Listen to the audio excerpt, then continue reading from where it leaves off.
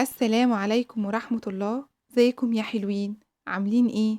النهاردة هاعمل معاكم طاجن العكاوي اللذيذ ده بطريقة حلوة وسهلة وبسيطة، أتمنى تجربوها وتعجبكم. أنا جربتها بكذا طريقة بس الطريقة دي عجبتني، فحبيت أشارككم طريقتي إن شاء الله تعجبكم. دي المقادير بتاعتنا وكمان هتلاقيها موجودة بالتفاصيل في صندوق الوصف.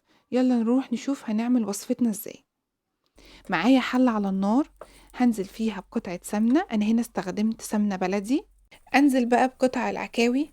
الخطوة دي بالنسبة لي مهمة جدا، أهم حاجة تكون النار عالية.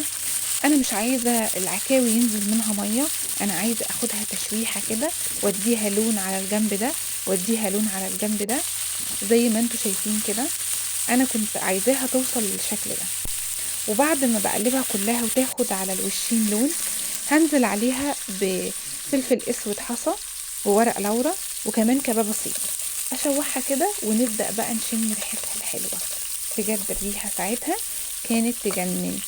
وبعد ما تاخد شوية مع التوابل بتاعتها هنزل بقى بطماطمايه وبصلايه وجزرايه، هقلبهم شوية وبعد كده هنزل عليهم بمية بتغلي. في الأول هسويها على نار عالية وبعد كده هخلي النار متوسطة لحد ما العكاوي تستوى سوا كامل. هسيبها بقى تكمل سواها. نروح نشوف المرحلة التانية هنعمل فيها ايه. معايا حلة على النار فيها شوية زيت ومعلقة سمنة، هنزل فيهم بشوية بصل متقطع حلقات، عكاوي يعني بصل وبصل كتير كمان.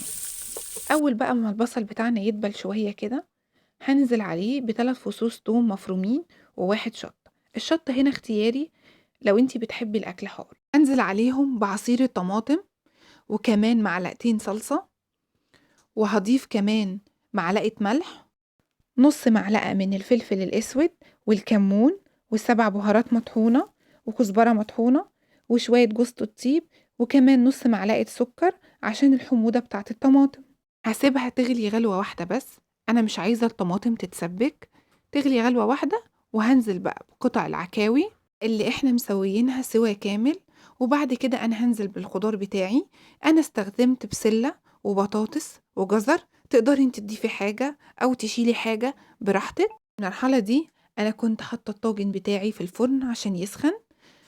هضيف هنا مرقة من مرقة العكاوي وبعد كده هسيبهم يغلوا غلوة واحدة بس.